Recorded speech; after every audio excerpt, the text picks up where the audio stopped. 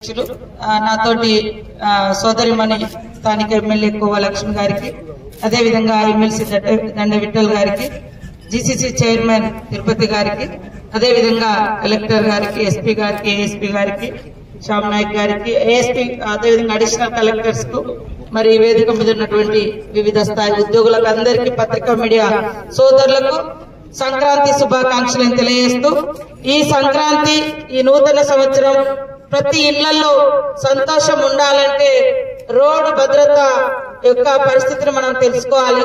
మనం రోడ్డు మీదకి వచ్చినప్పుడు భద్రంగా వెహికల్ నడపడం మూలంగా మన జీవితాలతో పాటు మనల్ని నమ్ముకున్న వారు కూడా మరి సురక్షితంగా ఉంటారు.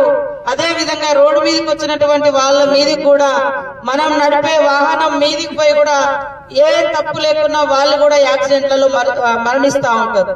కాబట్టి ఈ యొక్క విషయాన్ని గుర్తుపెట్టుకొని వెహికల్ ఎక్కేటప్పుడు డ్రింక్ చేయకూడదు, అదే విధంగా స్మోక్ జరగకూడదు, అదే విధంగా మరి సెల్ ఫోన్ పట్టుకొని డ్రైవింగ్ చేయకూడదు.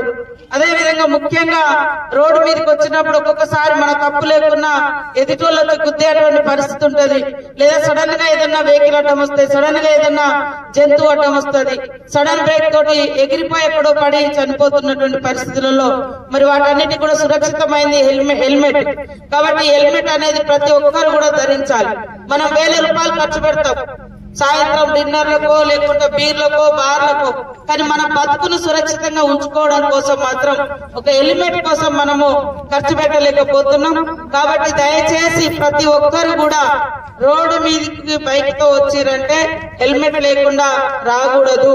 అది మన భద్రత, మనకు అవసరం, మన ప్రాణ రక్షణ.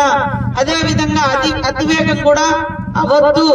అతివేగం కూడా ఖచ్చితంగా మనం 1 గంట ముందు బయలుదేరినా పర్వాలేదు, కానీ అతివేగం కూడా మన ప్రాణంతో పాటు మనం వేగంగా పోతుంటే మన వెహికల్స్ కు ఇతరుల ప్రాణాలు కూడా బలయ్యేటువంటి పరిస్థితి ఉంటుంది. కాబట్టి ఈ భద్రత, మరి జాతీయ రోడ్డు భద్రతా మహోత్సవాల సందర్భంగా సడక్ రక్షణ అభియాన్ యాత్రను ఈ రోజు మనము ప్రారంభించుకోవడం చాలా సంతోషం. ప్రతి ఒక్కరు కూడా ఈ ప్రోగ్రామ్ లో పాల్గొని మరి ఈ రోడ్డు భద్రత వాళ్ళు వేసినటువంటి కరపత్రంలో వివిధ అంశాలు దాదాపుగా 27 ఉన్నాయి. వాటన్నింటిని కూడా చదవండి, తప్పకుండా అందరికీ సురక్షితంగా ఉంటాం.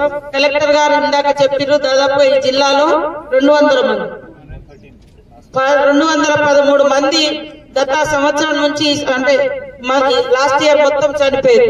మనోళ్ళు సరిగా డ్రైవింగ్ రాదు కానీ బైక్ పట్టుకొని ఎక్కుతారు, దాని మీద 3 ఎక్కుతారు. తర్వాత మరి ఎక్కడెక్కడనే ట్రాఫిక్ రూల్స్ తెలియదు, ఇట్లాంటి ఇబ్బందులు ఉన్నాయి.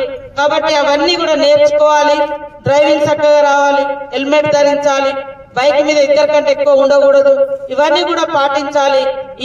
ఈ సంవత్సరంలో ఒక్కరు కూడా మరణించకుండా ఈ రోడ్ల మీద యాక్సిడెంట్లతోటి మనము చర్యలు తీసుకోవాలంటే ఖచ్చితంగా హెల్మెట్ ధరించాలి, ఈ రూల్స్ పాటించాలని కోరుకుంటూ ప్రతి ఒక్కరికి కూడా సంక్రాంతి శుభాకాంక్షలతో